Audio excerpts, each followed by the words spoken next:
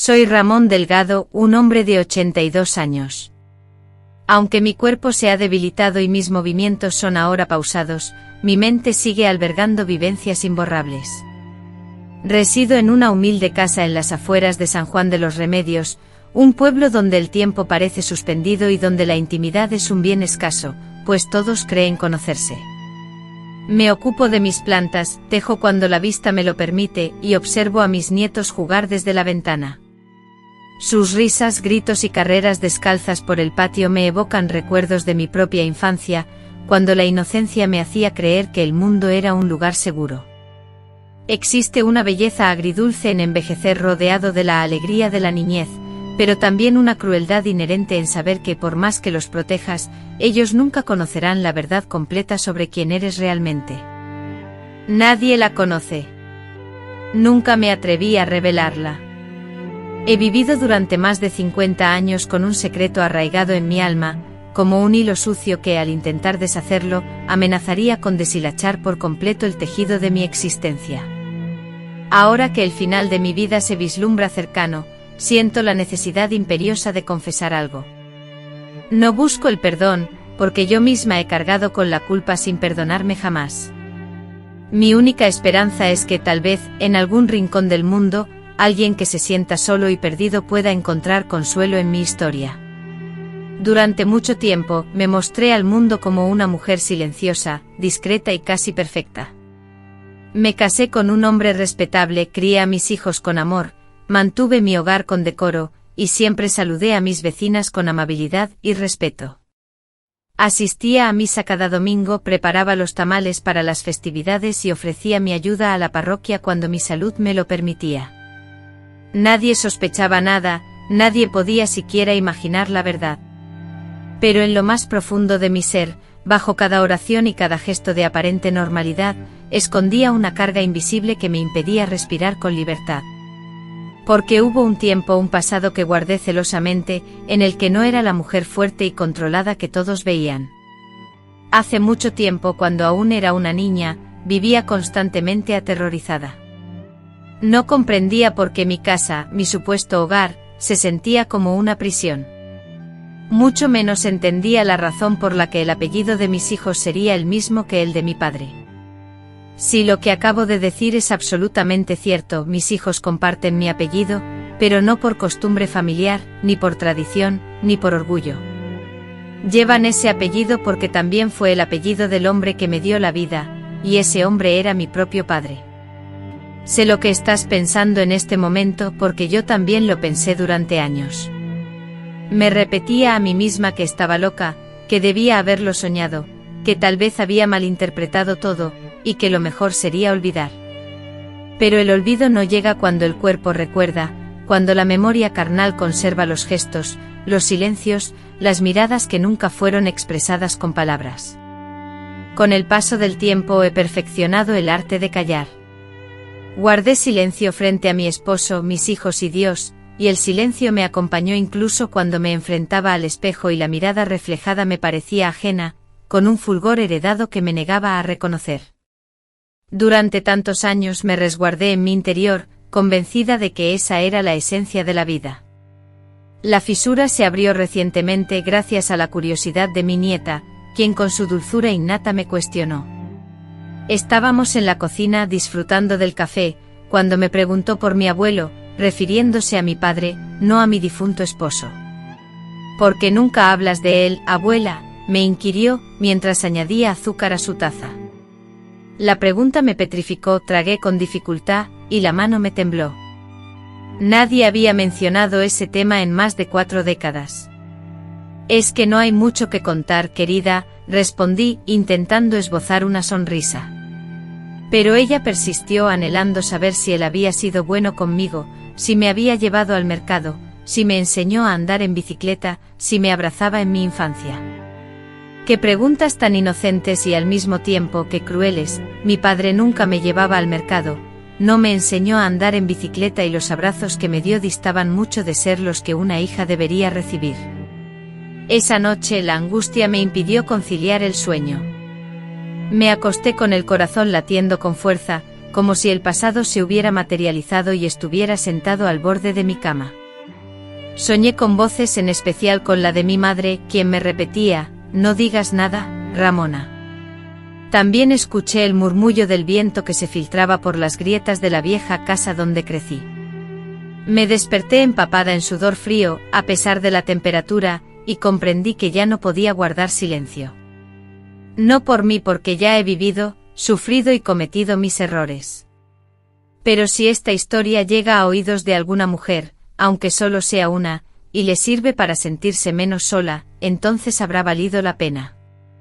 Porque en este mundo existen muchas remounes, muchas niñas que crecieron entre el miedo y la vergüenza. Hay muchas mujeres que se vieron obligadas a ser madres de sus propios hermanos, y casi todas ellas comparten el mismo pacto de silencio que a mí me aprisionó. De eso sencillamente no se habla. Con nitidez evoco el día en que la infancia se esfumó, no por el paso de los años, sino por la transformación en la mirada de mi padre. Una mirada que, despojada de la ternura y la protección paterna, me reveló una verdad silenciosa. Lo comprendí sin necesidad de palabras, porque el cuerpo, en su sabiduría ancestral, absorbe la realidad antes que la mente, y esa comprensión, lejos de desvanecerse con el tiempo, se arraiga, se incrusta en los huesos, en cada paso, en el tono de voz. A veces, al contemplarme en el espejo, aún distingo a esa niña vulnerable. Esa niña que entendió prematuramente que su hogar carecía de refugio, que su apellido no era solo una identificación, sino una carga, una condena, una prisión de la cual no podía escapar. Esa niña creció, se convirtió en madre, esposa, abuela, pero permaneció irremediablemente fragmentada. La seguridad se convirtió en un recuerdo lejano. Y aún hoy, tras el transcurso de las décadas, existen noches en que me despierto sobresaltada, empapada en sudor, anhelando en la penumbra una voz que me asegure que todo fue un mal sueño. Pero aquello que viví no fue un mal sueño, fue una realidad tangible, tan presente y cotidiana como el pan que preparo cada mañana, con mis manos temblorosas al enhebrar la aguja, tan real como los ojos inquisitivos de mis hijos, que aún hoy me preguntan por qué me mostré tan distante, tan fría, tan ausente durante su infancia. ¿Cómo explicarles que cada vez que posaba mi mirada en ellos, veía el rostro del hombre que destrozó mi vida? ¿Cómo confesarles que los amé? Sí, que los quise con todo lo que me quedaba, pero que al mismo tiempo cada abrazo me recordaba la enfermedad, lo impensable que se encontraba en el origen mismo de sus vidas. Me refugié durante años en la rutina, en el cumplimiento del deber dictado por la religión. Oraba, ayunaba, imploraba perdón. Sin embargo, el perdón nunca llega cuando uno es incapaz de verbalizar su pecado. Y yo, incluso en el confesionario, me sentía incapaz de hacerlo, pues una cosa es el pecado y otra, muy distinta, es el horror. Hay cosas que presumiblemente ni Dios desea escuchar. O al menos eso me hacía creer el padre Basilio, quien, al demorarme tanto en confesarme, me observaba con una mirada de severidad. Nunca pronuncié palabra, solo repetía: he pecado de pensamiento. Él, con un gesto afirmativo, parecía comprender, pero en realidad no entendía nada. Nadie entendía. Ahora que siento que la vida se acorta y las sombras se alargan, siento que el momento ha llegado. La muerte no me asusta. Lo que me aterra es partir con la garganta repleta de palabras no dichas. Por eso estoy aquí con la voz entrecortada, pero resuelta, para relatar lo que siempre me negué a confesar. En aquella casa donde transcurrió mi infancia, mis hijos compartían el apellido de su padre, un padre que a su vez también fue mío.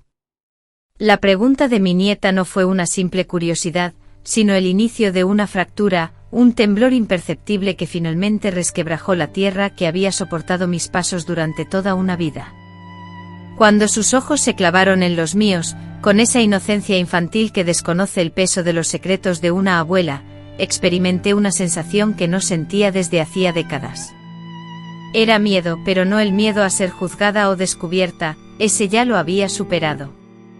Un temor intenso, casi visceral, me invadía, como si la verdad que había logrado ocultar por tanto tiempo comenzara a filtrarse, a romper el silencio.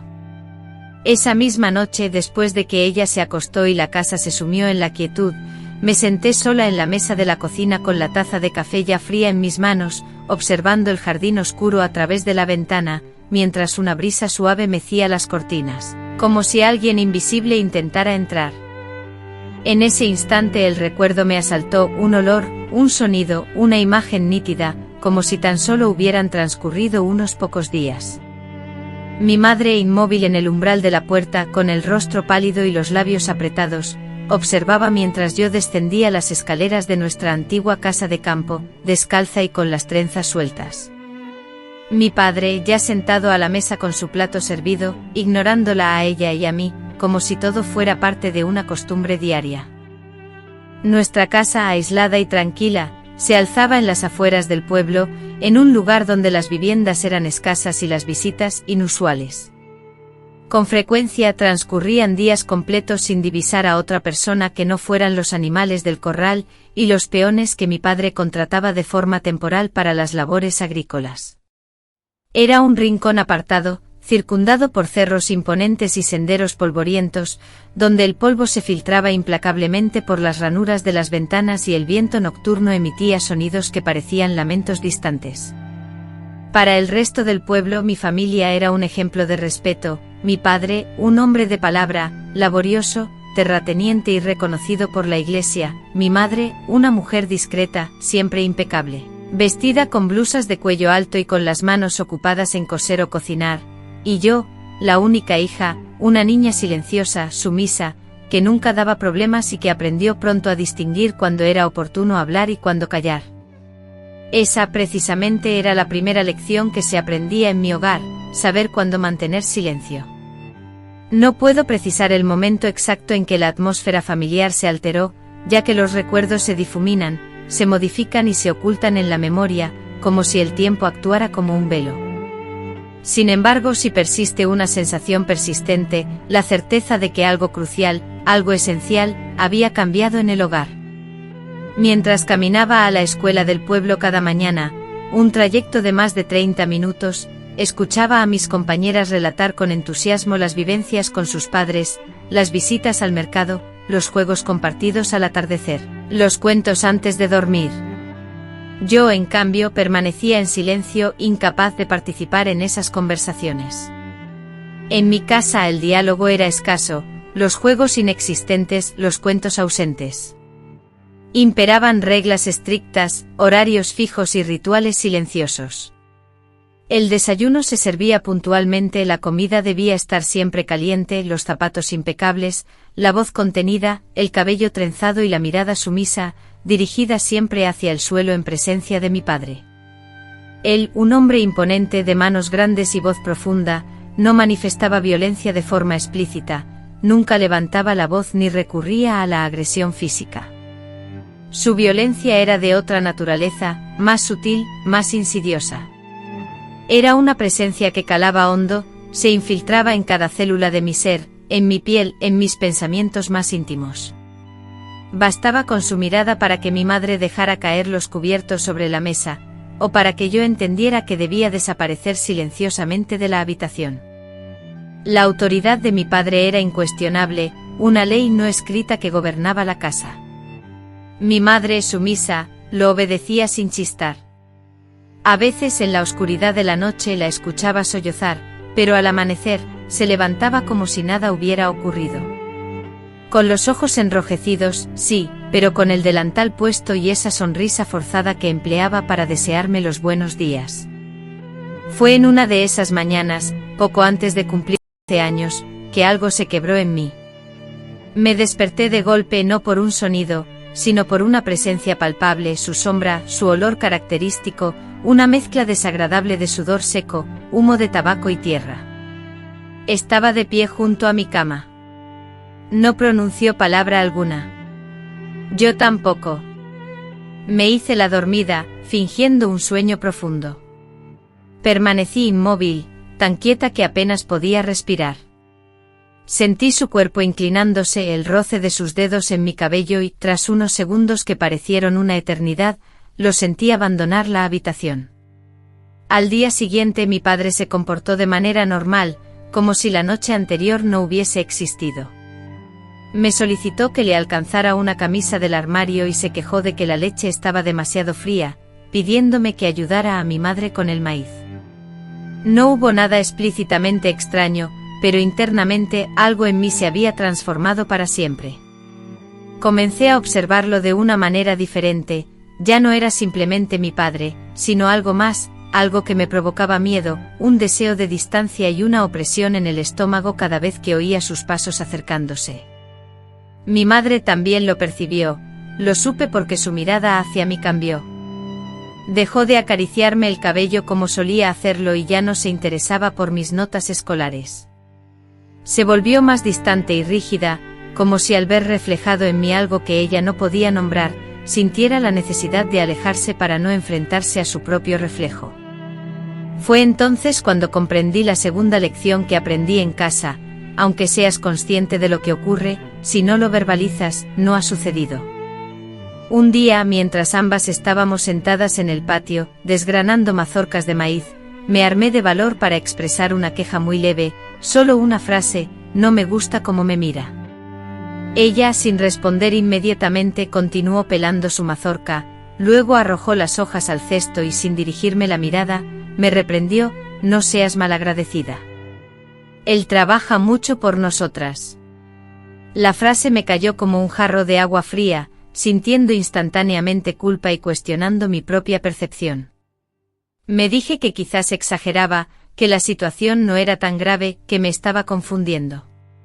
Sin embargo, en mi interior, una sensación intensa y aún inexpresable ardía con fuerza. A partir de ese momento decidí no volver a mencionar mis sentimientos. Aprendí a mantener la mirada baja, a cumplir con mis tareas, a evitar cualquier conversación sobre el tema. Fue en ese silencio, en esa cocina perfumada con el aroma del maíz cocido y las lágrimas contenidas, donde se gestó la historia que transformaría mi vida. Cuando la niña, incapaz de hablar, se quedaba en silencio y su madre desviaba la mirada, el peligro, personificado en un monstruo invisible, se abría camino. Recuerdo un episodio particular en el que, tras ser silenciada por mi madre con una frase dura y cortante, similar al golpe seco de una puerta al cerrarse, comprendí que intentar ser escuchada era inútil.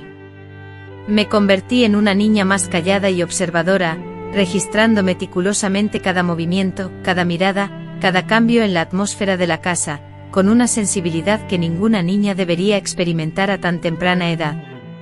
Desarrollé la habilidad de interpretar las emociones no expresadas verbalmente, de anticipar las tormentas emocionales y de diferenciar los sonidos cotidianos de aquellos pasos que helaban mi sangre. Era como si hubiera adquirido un sexto sentido, una especie de radar que me indicaba cuándo debía desaparecer, cuándo simular estar dormida, o cuándo permanecer inmóvil, fundiéndome con el mobiliario. En ese hogar aprendí que la invisibilidad era mi única forma de protegerme. Los acontecimientos se precipitaron y con el tiempo, esa progresión lenta y constante me pareció inevitable. El tiempo transcurría sin una fecha precisa, pero la situación empeoraba gradualmente. Mi padre comenzó a llamarme a su habitación cada vez más seguido, inicialmente para que le trajera un vaso de agua. Luego me pedía ayuda para quitarse las botas y después, que le diera masajes en la espalda. Siempre encontraba una nueva excusa. Mi madre no expresaba su opinión, se quedaba en la cocina por más tiempo del necesario, lavando platos ya limpios o reorganizando objetos innecesariamente. Al regresar yo a mi cuarto, ella evitaba mirarme fijamente, cerrando los ojos y simulando estar dormida. Esa era su forma de distanciarse de la situación. Su silencio era más hiriente que cualquier reproche. En la escuela, mi desempeño era regular, ni destacaba ni suspendía. Con 2 amigas compartía el almuerzo y una de ellas, Clara, notó mi cansancio preguntándome si dormía bien. Yo justificaba mi aspecto diciendo que ayudaba mucho en casa, que mi madre no se encontraba bien y por eso debía asumir tareas domésticas. Repetí esas mentiras tantas veces que terminé por creérmelas. Lo más terrible fue comenzar a imaginar que todas las niñas vivían lo mismo en sus hogares, que todos los padres actuaban de esa manera. Una parte de mí sabía con certeza que aquello no era normal, que lo que me sucedía era algo que debía ocultarse a toda costa. Sin embargo, otra parte, la que estaba lastimada y fragmentada, creía que si mi madre no percibía aquello como algo horrible, quizás no lo fuera tanto.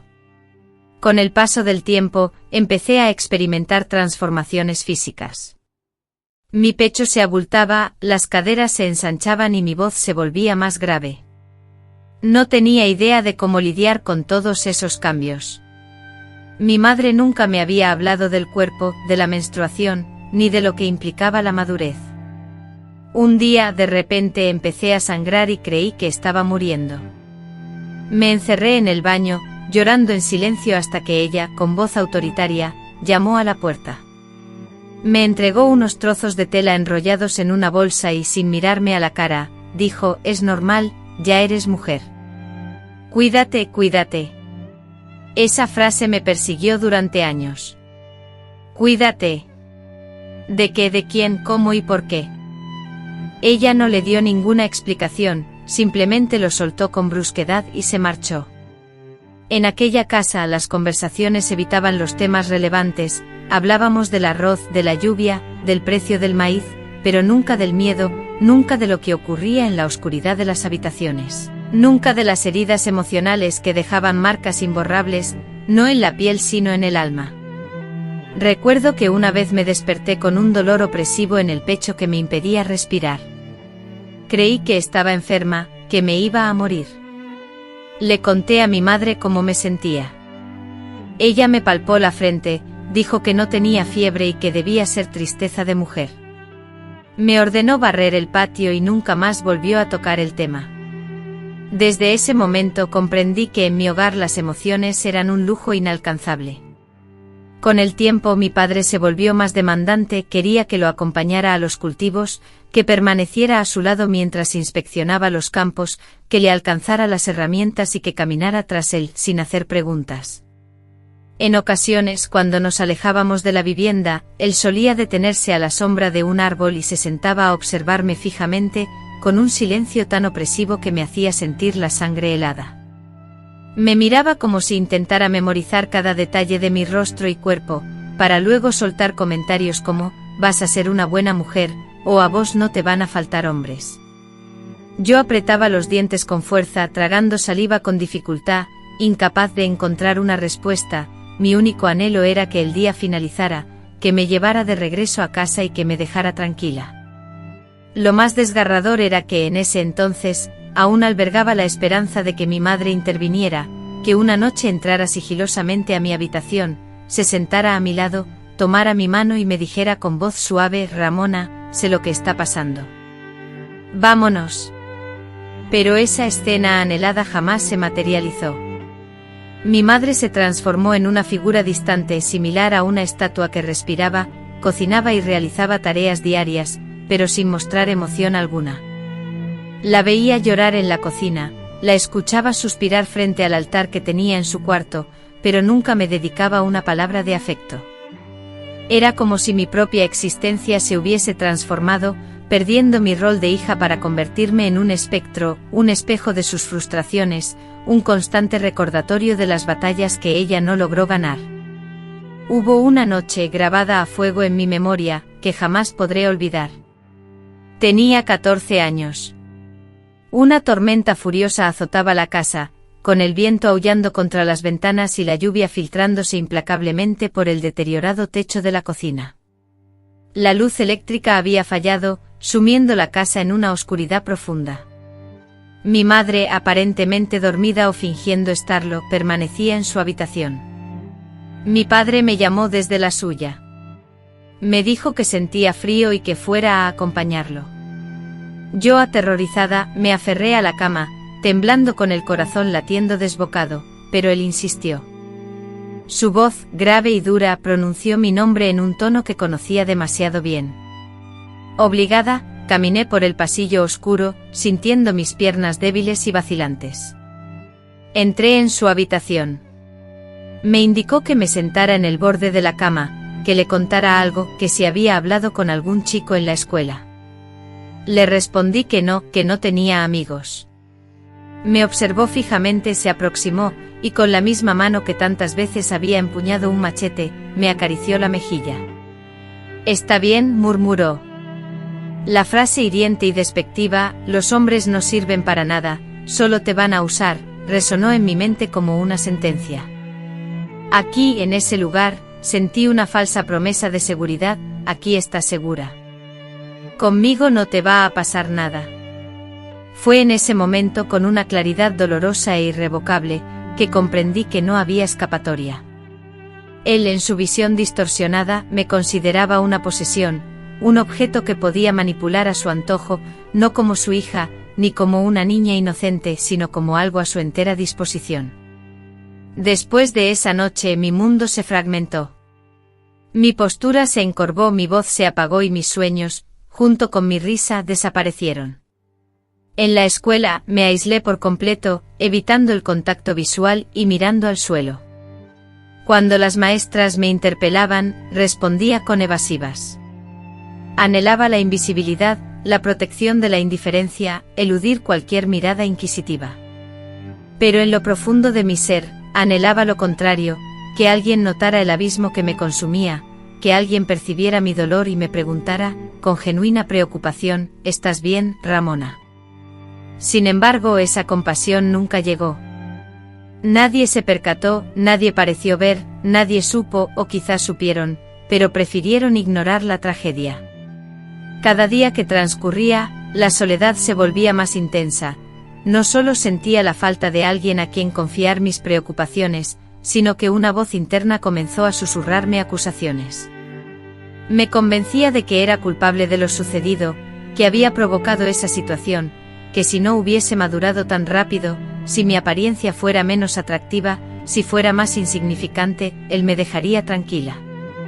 Me culpé por mi cuerpo, por la forma de mis ojos, por mi voz. Me culpé por ser mujer. Así, sumida en el silencio, noche tras noche, tragándome las palabras que no podía expresar, los años fueron pasando. Hasta que un día percibí que mi cuerpo ya no me pertenecía por completo, que algo nuevo estaba creciendo en mi interior, transformándome de nuevo. Esta vez no se trataba de la pubertad, sino de algo más real, más definitivo. Pero esa historia, esa parte crucial, la reservaré para más adelante. Hay instantes en la vida que, aunque no se manifiestan con estruendo, alteran el curso de todo para siempre. A veces la noticia llegaba sutilmente, como un murmullo lejano, manifestándose en un dolor leve y persistente en el vientre, similar a una corazonada que inicialmente se ignoraba, luego se temía y finalmente se aceptaba, sumergiéndolo todo en un silencio abrumador. Así fue como experimenté ese instante crucial al enterarme de mi embarazo. Tenía 15 años, era una niña, aunque mi apariencia ya no lo reflejaba. Mi cuerpo había sido durante un tiempo un escenario de conflictos internos y mi espíritu, una morada en ruinas donde nadie se aventuraba a entrar. No lograba definir con palabras lo que sentía, ni describir con precisión mi experiencia. Sin embargo, en ese día comprendí que algo había transformado por completo mi realidad. Mi cuerpo lo anunciaba a gritos, aunque yo persistía en el mutismo. Los primeros días estuvieron marcados por la negación, convencida de que se trataba de una enfermedad, tal vez un problema estomacal, un virus, el estrés, el temor, cualquier explicación plausible menos la verdad. No obstante, mi cuerpo continuaba enviando mensajes: el cansancio implacable, las náuseas matutinas, las alteraciones en mi apetito, los sueños confusos que me inundaban de lágrimas al despertar. Frente al espejo me contemplaba con una furia silenciosa. Con la palma de la mano extendida me golpeaba el vientre, como si con ese gesto pudiera detener el proceso que sentía que ya se estaba gestando en mi interior. Mi cuerpo, que ya era objeto de mi desprecio, se convirtió en un enemigo, una traición en carne propia que me impedía huir. Fue mi madre quien primero notó algo extraño. Un día, mientras lavábamos la ropa en la pila del patio, un mareo me dobló las piernas y caí. En ese momento ella no dijo nada, solo me ayudó a sentarme, me ofreció agua con azúcar y esperó pacientemente a que me recuperara. Pero esa noche, al volver del patio, la encontré esperándome en la cocina. Estaba sentada con los codos apoyados en la mesa y una expresión en su rostro que nunca antes había visto. Sin alzar la voz, me preguntó, ¿desde cuándo no te baja? Me quedé inmóvil, paralizada. No podía mentir, pero tampoco podía confesar la verdad. Miré al suelo sin responder. Ella exhaló un suspiro largo y profundo, como si lo hubiera estado acumulando durante mucho tiempo. Lentamente se levantó, abrió un cajón, sacó una pequeña cruz de madera y la colocó sobre la mesa. Lo sabía, murmuró para sí misma. Ya lo sabía desde hacía mucho tiempo, pero fue en ese momento cuando admitió la verdad, algo que había estado ignorando. No hubo un abrazo de consuelo, ni una palabra de apoyo, solo la silenciosa y opresiva tensión entre nosotras, como una sentencia impuesta. A la mañana siguiente se levantó temprano, preparó el desayuno y limpió la casa como de costumbre, pero durante todo el día no me dirigió la palabra. Al caer la tarde entró en mi habitación y me anunció que haríamos una visita. No pregunté a dónde iríamos. Caminamos en silencio hasta la casa de su hermana, mi tía Mariana, que vivía en otro pueblo, a casi 1 hora de camino. Nunca la había visto tan seria ni tan reservada. Mariana nos recibió con sorpresa, pero sin hacer preguntas nos invitó a pasar, sirvió café y se sentó con nosotras. Mi madre la miró fijamente y le dijo, Ramona se quedará aquí una temporada. Di a todos que está enferma, que necesita el aire del campo. Mariana asintió sin decir nada más. Las mujeres comprenden cosas que los hombres nunca llegan a entender. Esa misma noche mi madre me dejó allí. Me abrazó con un gesto frío y se marchó sin mirar atrás. Nunca antes en mi vida había experimentado una soledad tan profunda y desoladora. Los días transcurridos en la casa de mi tía se sentían extraños, marcados por una atmósfera de silencio tenso.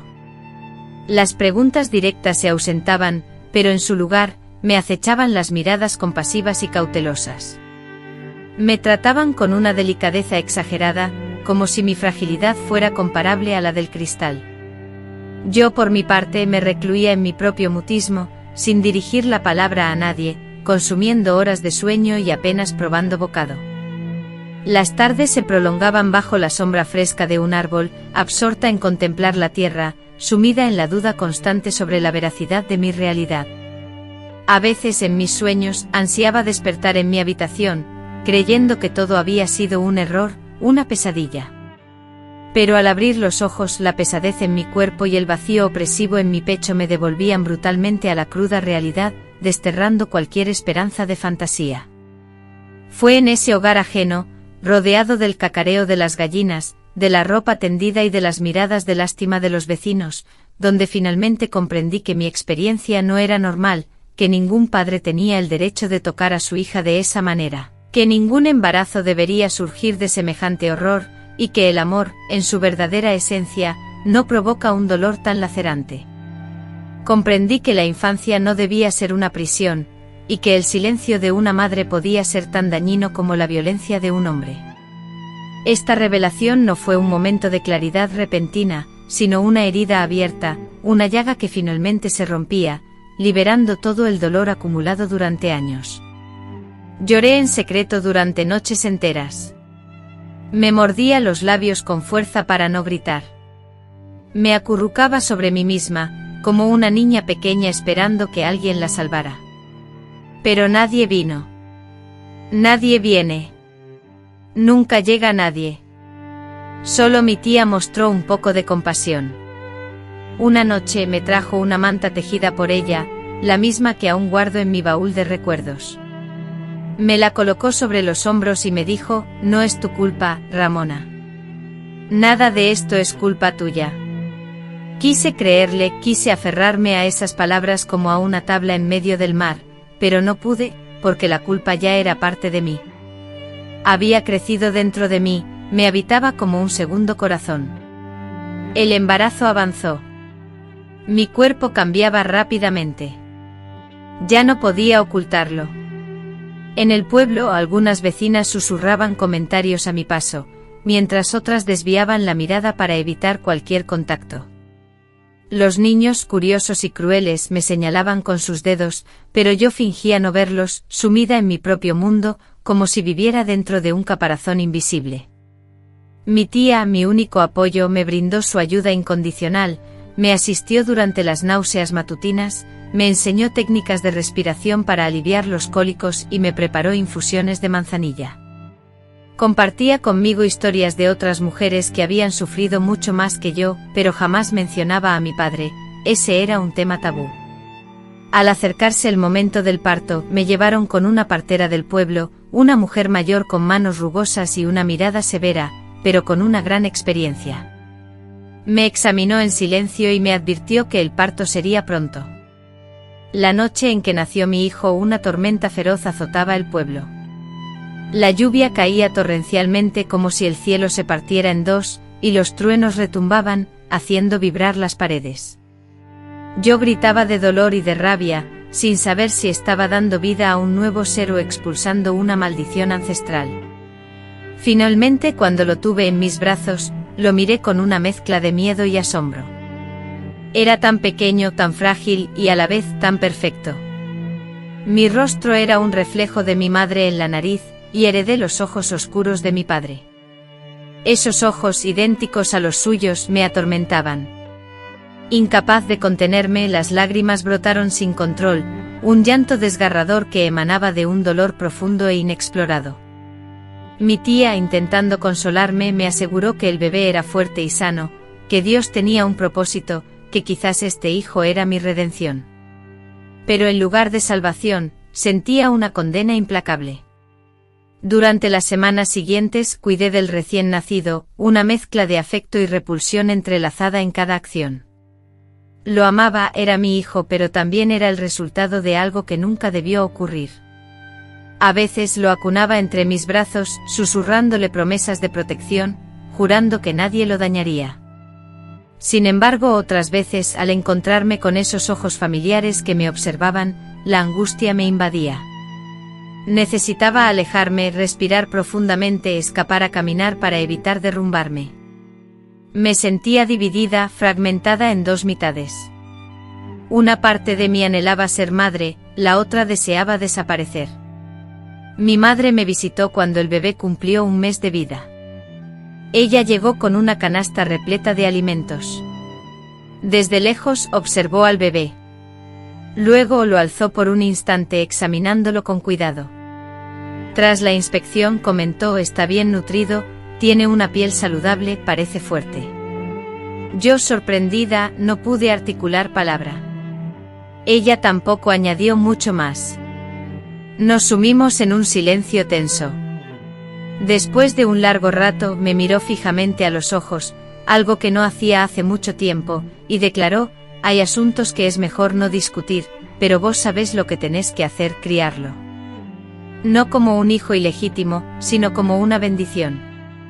El apellido es el nuestro. Nadie se enterará. Si vos te mantenés callada. Me quedé sin habla, petrificada. Sentí un escalofrío recorrer mi cuerpo. Con esas palabras, ella había sellado el pacto de silencio que me ataría de por vida. Ese día, comprendí que ni yo ni él encontraríamos la justicia que merecíamos. Mi hijo crecería en la ignorancia, y yo, durante años, tendría que contemplar su rostro fingiendo que no me evocaba nada, aprendiendo a separar el amor de la herida, viviendo con un secreto como si tuviera un clavo clavado en la lengua. Ese día, tras las palabras de mi madre, que sellaron un silencio sepulcral que me acompañaría por muchos años, llegué a la encrucijada de mi vida. Comprendí que no habría milagros, que la soledad sería mi compañera constante. Con mi hijo en brazos regresé a la casa, sintiéndome ajena a todo, ni niña ni mujer, sino una sombra que arrastraba su existencia, un ser que debía cuidar y proteger a aquel bebé. Temía encontrar en sus rasgos la imagen del hombre que lo había engendrado, por lo que evitaba mirarlo demasiado. Regresamos a la finca, como si la vida siguiera su curso normal, sin preguntas, sin miradas de reproche. Mi padre no estaba, había salido a supervisar tierras, según mi madre.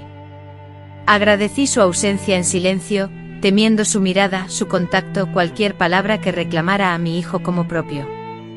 A pesar de saber todo lo que había ocurrido, y aunque mi cuerpo aún sentía el dolor de esos recuerdos, era incapaz de definir la relación entre él y mi hijo. Carecía de la fuerza necesaria para pronunciar esas palabras. Mi madre dispuso que me mudara a una habitación separada, ya no dormiría en mi antigua alcoba ni compartiría el pasillo con ellos. Me asignaron un pequeño cuarto contiguo al gallinero, amueblado con una cama angosta, una mesa, una silla y una cuna. Esa cuna, hecha a mano por mi padre, era de madera tallada, sencilla, sin adornos, pero robusta. Al verla por primera vez, la náusea me invadió. No entendía cómo podía tener la frialdad de construir una cuna para un niño que no debería haber existido, concebido en la vergüenza. Pero mi madre, fiel a su costumbre, me aconsejó que era lo correcto, que no podía rechazarla, que lo mejor era mantener la apariencia de normalidad. «Si vos no decís nada, los vecinos no se entrometerán», me dijo. Así era el mundo en el que vivía. En esa casa todo se reducía a las apariencias, mantener la calma, no revelar secretos y callar. La vida diaria se transformó en una rutina asfixiante, madrugaba para preparar el biberón, lavar la ropa del bebé, barrer el patio y hacer el desayuno. Mi madre me daba órdenes directas, evitando siempre mirarme a los ojos. Mi padre, por su parte, se mantenía distante, hablaba poco, no tocaba al niño, y apenas me dirigía la palabra. Al principio, durante los primeros meses, fantaseé con la posibilidad de que se arrepintiera, que su conciencia lo atormentara, y que mi hijo representara una barrera que él nunca cruzaría. Anhelaba creerlo y me aferré a esa esperanza con la desesperación de una prisionera esperando un perdón. Sin embargo, me equivoqué. Todo cambió drásticamente. Una noche, cuando mi hijo cumplió 9 meses, mientras lo acunaba en su cuna para dormirlo, oí pasos en el pasillo. Era muy tarde, ya todos debían estar dormidos. El sonido de las tablas del suelo crujiendo me hizo tensar cada músculo. Mi cuerpo, con una precisión asombrosa, reconoció ese sonido mucho antes que mi memoria. Su paso, la cadencia de su andar, la forma en que su silueta se delineaba contra el suelo, todo se proyectó a través de la estrecha abertura de la puerta. No hubo ningún sonido, ni un llamado ni un golpe, solo el lento y silencioso movimiento de la puerta al abrirse. Mi aliento se contuvo en la garganta. En sus brazos sostenía al niño. Me dirigió una mirada, luego bajó los ojos hacia el bebé, y con una voz grave, casi con cariño, pronunció: «Se parece a mí cuando era niño». Después se giró sobre sus talones y se marchó. No hubo más palabras, pero la frase resonó en mí como una advertencia, un recordatorio de quién era, de dónde provenía aquel niño, y de que escapar de la verdad era imposible. Esa noche dormí abrazando a mi hijo con el corazón latiendo con tanta fuerza que sentía que iba a estallar. A partir de entonces, su presencia se hizo más constante. Me observaba con mayor frecuencia, se acercaba a mí en la cocina, me rozaba el hombro al pasar, me pedía que le llevara el almuerzo a los campos, todo bajo la misma máscara de normalidad que siempre había exhibido. Mi madre, como si no notara nada, como si nada estuviera ocurriendo, continuaba como siempre, pero yo sentía que algo estaba a punto de suceder, una nueva tormenta, un nuevo abuso. Por primera vez, no estaba sola, mi hijo, mi pequeño tesoro, dependía de mí. La carga de su protección se sumaba a la mía, y la responsabilidad me oprimía, pesando sobre mis hombros como una inmensa montaña. Las noches se convertían en interminables vigilias, sentada en la oscuridad de la habitación, observaba la cuna, mi mente asaltada por planes de escape que se desvanecían al instante. No había recursos, ni familia dispuesta a ayudarme, ni un lugar seguro donde refugiarnos. Estaba atrapada, anclada a ese lugar que lo abarcaba todo. El tiempo avanzaba, y mi hijo crecía aprendiendo a balbucear, a gatear, a sonreír con los mismos labios que yo besaba con una mezcla de amor y temor. Mi madre, por momentos, se encargaba de su cuidado. Lo llevaba al patio, lo arrullaba en su regazo, entonando canciones de antaño. Yo desde la distancia la observaba, sintiendo una amalgama de rabia y dolor. ¿Cómo podía ella mostrarle ternura a él, el fruto de mi sufrimiento, y no a mí a pesar de todo? Ella nunca hizo nada para ayudarme a salir de esa situación. Un día, mientras me encontraba lavando la ropa a la orilla del río, mi madre se acercó a mí, y con voz firme me dijo algo que resonó en mi mente y que aún hoy no he podido olvidar. «Tenés que pensar en tu futuro», me espetó sin miramientos. «Ya sos madre, no podés quedarte acá toda la vida. La gente habla, y no es bueno. Tenés que buscar un marido». Sentí una punzada de dolor como si me hubiese propinado una bofetada.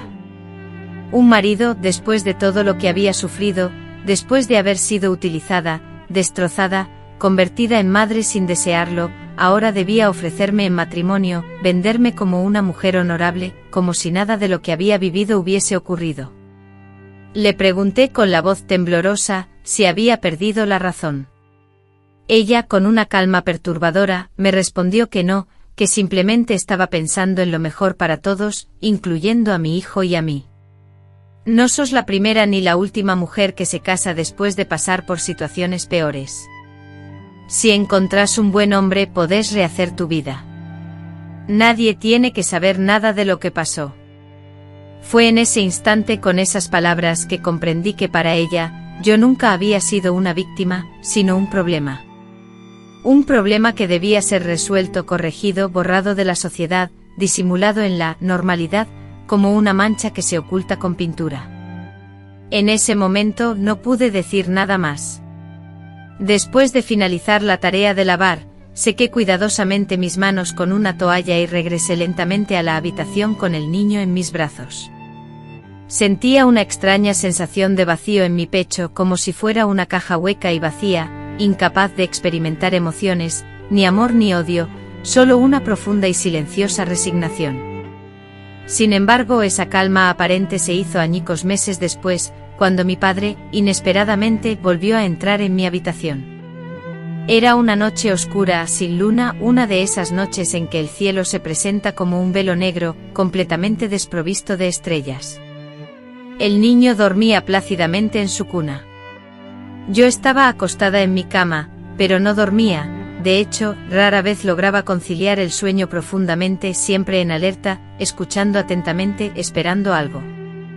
La puerta se abrió silenciosamente y mi padre entró, se sentó cautelosamente en el borde de mi cama, extendió la mano y acarició suavemente mi brazo, luego con voz suave me dijo: «Ya ha pasado mucho tiempo, no hay razón para seguir enojada». Permanecí en silencio, mi cuerpo tenso y rígido, sintiendo como si mi alma estuviera flotando fuera de mí. Me pidió que lo mirara, pero me negué. Entonces tomó mi rostro con su mano, acercándolo al suyo y con voz susurrante me dijo: «Siempre vas a ser mía».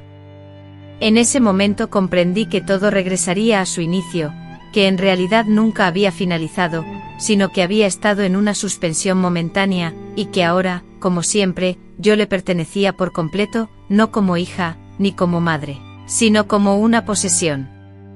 Esa noche no se acercó a mí, se marchó tan repentinamente como había llegado, pero yo no conseguí conciliar el sueño. Permanecí sentada en la silla, con el niño en mis brazos, y mis lágrimas silenciosas inundaron mi rostro. Sentí que me hallaba al borde de un abismo, que algo esencial dentro de mí estaba a punto de quebrarse para siempre.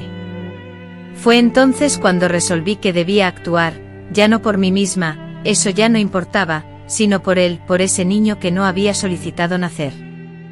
Por ese niño que no merecía crecer en medio del mismo horror que había definido mi propia existencia.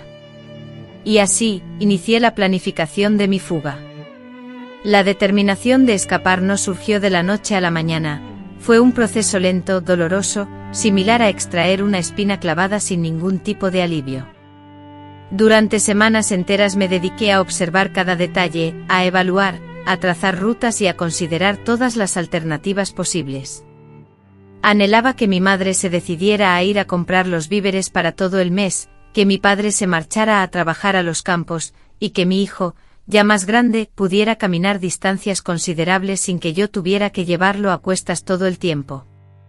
Con la misma cautela con la que una prisionera planifica su huida, empecé a acumular secretamente pequeñas provisiones, galletas secas, pedazos de pan endurecido envueltos en tela, frijoles cocidos que escondía entre trapos y monedas que hallaba olvidadas en cajones, porque para mí, aquello era precisamente eso, una huida. No tenía otro destino, no conocía a nadie fuera de los límites del pueblo, y mi única familia era mi madre y aquel hombre. Pero prefería 1000 veces esa situación. Prefería morir en el camino con mi hijo en mis brazos, a verlo crecer bajo la influencia de su abuelo, ignorando la verdad que lo había marcado desde el mismo instante de su concepción.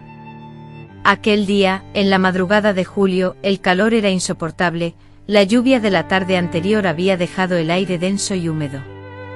Durante esas noches la falta de sueño era generalizada, pero mi madre, tras tomar una infusión de valeriana, conseguía descansar plácidamente. Mi padre no se encontraba en casa, había partido 2 días antes a una feria en otro pueblo, una ausencia que, según sentía, representaba mi única oportunidad. Mi hijo de casi 3 años, ya caminaba con soltura, comprendía órdenes sencillas y podía llevar una pequeña mochila sin protestar. Lo vestí con un pantalón, una camisa ligera y lo desperté con delicadeza, explicándole que íbamos a caminar, que veríamos vacas y que debía guardar silencio. Él, sin hacer preguntas, un niño siempre callado y obediente, me miró fijamente con sus inconfundibles ojos y me tendió la mano. Ya tenía preparada una bolsa con lo imprescindible: pan, agua, una muda de ropa, una manta y algo de dinero. Cerré la puerta de la habitación sigilosamente, atravesé el patio con cautela, como una ladrona, y susurré una plegaria. Imploré a la Virgen que me protegiera, que me infundiera la fuerza necesaria para no desfallecer, y emprendí el largo camino. A unos 20 kilómetros de distancia, a la entrada del siguiente pueblo, sabía que se encontraba un convento. Una monja de ese lugar, hacía años, había visitado nuestra parroquia, recordaba su rostro y su nombre: Sor Clara. Pensé que tal vez ella me reconocería, que quizás tendría piedad de nosotros. Caminamos durante horas y al principio el niño aguantó bien el ritmo, pero luego empezó a quejarse. Lo cargué en brazos y parábamos a descansar bajo la sombra de los árboles. Le daba tragos de agua, le contaba cuentos inventados, haciendo todo lo posible por mantenerlo tranquilo, aunque por dentro yo era un volcán de miedo. A cada paso, temía escuchar el trote de un caballo, el grito de mi padre, su voz ordenándome regresar, pero afortunadamente, eso no sucedió. Seguimos adelante. No recuerdo con exactitud cuánto tiempo anduvimos, quizás 6 o 7 horas, hasta que llegamos al convento cuando el sol ya comenzaba a descender. El lugar estaba envuelto en un profundo silencio y un delicado aroma a albahaca. Toqué la puerta con los nudillos, y una monja joven, con gesto desconfiado, la abrió. Supuse que mi aspecto debía ser terrible, la piel quemada por el sol, los pies sucios y los ojos desorbitados. Le expliqué a Sor Clara, a quien conocía de la iglesia, que necesitaba encontrarla con urgencia.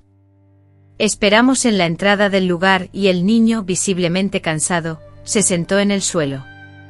Después de un tiempo ella apareció envejecida, con la espalda más encorvada, pero con la misma mirada bondadosa en sus ojos.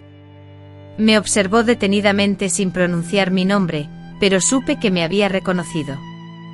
Me tomó suavemente del brazo y me guió al interior, me ofreció agua y pan, y me sentó en una banca de madera. Le conté todo lo que había sucedido.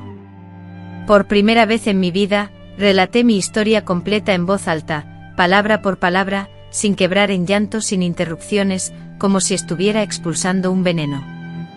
Hablé de mi padre, de mi madre, del embarazo y del niño.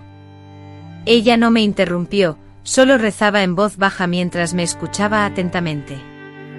Cuando terminé no me abrazó, pero me puso una mano en el hombro y me dijo: «Aquí estás a salvo». Luego me llevó a una pequeña habitación dentro del convento. Me permitieron quedarme. Esa noche, por primera vez en mucho tiempo, dormí sin miedo. El niño, aún temblando, se acurrucó en mi pecho, pero sentí que mi alma, por fin, podía respirar. Al día siguiente Sor Clara me reveló que mi estancia en el convento no podía ser permanente, ya que existían normas que debían cumplirse, pero se ofreció a ayudarme. Me presentó a una señora mayor, viuda y amable, quien buscaba una persona que le asistiera en las tareas del hogar. Sor Clara me acompañó hasta su casa y con tacto y cautela, le relató mi situación, omitiendo ciertos detalles. La señora, conmovida, me aceptó. Comencé a trabajar en la limpieza, la cocina y el lavado de ropa. Vivíamos en una casa sencilla y acogedora, con un cuarto para mí y otro para el niño. Allí encontré paz y silencio, un silencio diferente al que había conocido, no un silencio lleno de temor, sino un silencio sereno y tranquilizador. Permanecimos en aquella casa casi 5 años, un periodo de reconstrucción personal. Lentamente recuperé la confianza en la voz, en la calidez de la comida y en las palabras que no escondían dobles intenciones. Mi hijo crecía feliz, aprendiendo a hablar, a correr y a reír. Nadie sospechaba la verdad, todos creían que era hijo de un esposo fallecido. Yo no corregía, no comentaba ni daba explicaciones. A pesar de los años, cada vez que recordaba el pasado sentía la herida aún abierta, pero simultáneamente percibía una lenta curación interna, casi imperceptible, hasta que un día, como ocurre a menudo, el pasado resurgió. Una vecina me entregó una carta sellada con la inconfundible letra de mi madre. Mis manos temblaron al abrirla, en ella se informaba del fallecimiento de mi padre por un fulminante infarto sin sufrimiento. Si deseaba regresar, la casa que me pertenecía me esperaba, y solo pedía mi perdón. Sin lágrimas, sin alivio, sin tristeza, sentí un vacío inmenso, un silencio árido que me resultaba indescifrable. Guardé la carta, decidí no volver. Nunca más regresé a esa casa, pero ese día algo cambió profundamente en mí. Comencé a observar a mi hijo de manera diferente, a reflexionar sobre su futuro, sobre las palabras que emplearía cuando preguntara por su padre, y cómo asumiría esa verdad. Comprendí que a pesar de mi huida, de haber escapado y salvado nuestros cuerpos, la cicatriz permanecería latente mientras mantuviera el silencio. Entendí que llegaría el momento de hablar, de revelar la verdad, de dejar de esconderme. Sin embargo, ese momento estaba lejos, a años de distancia. El tiempo transcurrió, el niño creció y yo envejecí.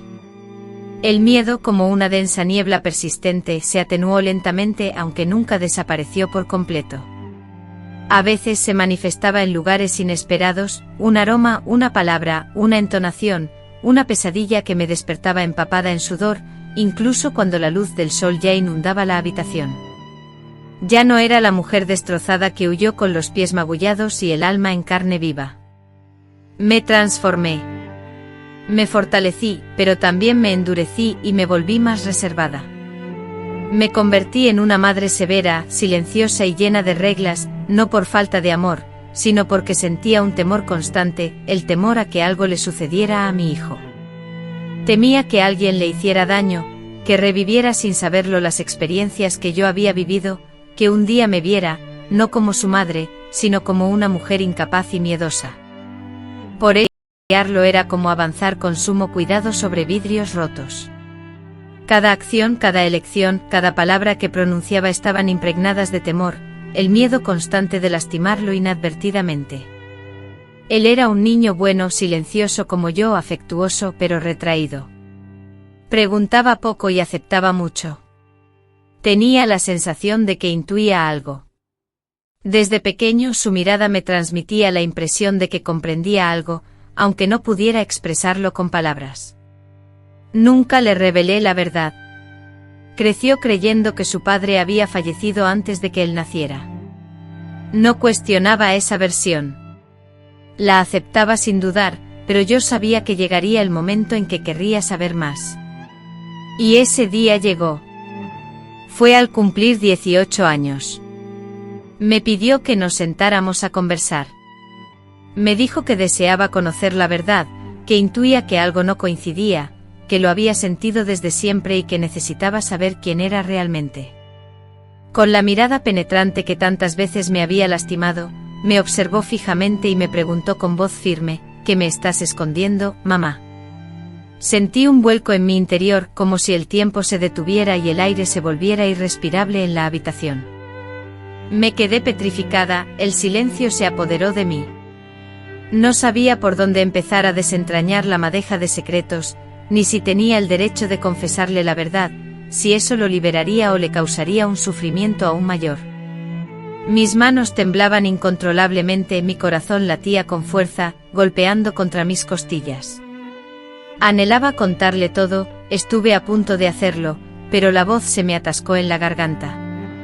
Solo pude balbucear que yo era muy joven cuando él nació, que no hubo amor verdadero, que fue un error de juventud, que no valía la pena remover el pasado. Él se enfadó, salió de la casa airado y durante semanas permanecimos distanciados, sin dirigirnos la palabra. En esas semanas de soledad, el miedo ancestral que me atormentaba resurgió con fuerza, pero también comprendí que no podía seguir guardando ese secreto, que tarde o temprano la verdad saldría a la luz, que encontraría su propio camino. Un día, sin previo aviso, regresó, me abrazó con fuerza sin decir nada.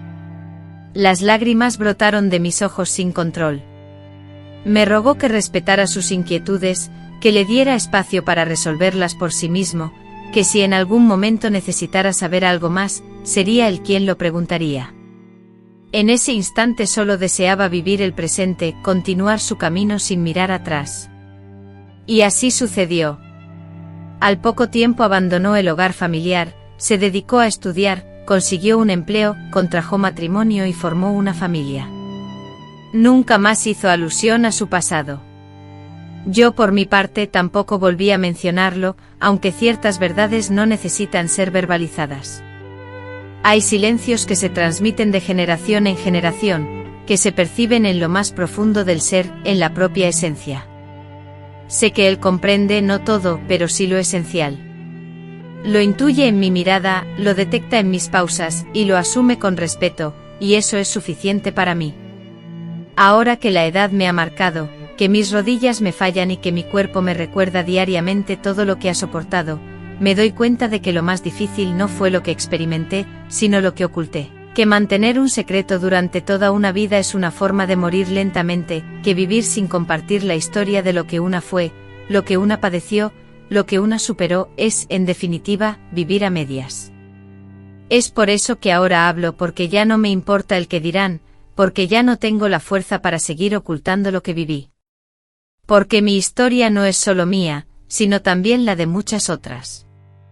La de esas niñas que fueron silenciadas por sus madres, por sus padres, por la sociedad, por la iglesia, la de todas esas mujeres que fueron tratadas como objetos, como posesiones, como cosas, la de esas madres que criaron hijos nacidos del horror, pero con amor incondicional. La de esas abuelas que guardaron su dolor durante años y que ahora, en su vejez, solo anhelan encontrar la paz. Si alguien me escucha, si alguien me cree, si alguien se reconoce en mis palabras, entonces habrá valido la pena hablar, porque ya no busco justicia, ni espero castigo alguno, sino simplemente que la verdad salga a la luz, que no se olvide, que no se esconda más, para que mi nieta, cuando sea mayor, sepa que su abuela no fue débil, ni loca, ni mala. Fue una mujer que hizo todo lo posible con lo que tuvo y sobre todo, que sobrevivió, y eso, aunque parezca poco, es absolutamente todo.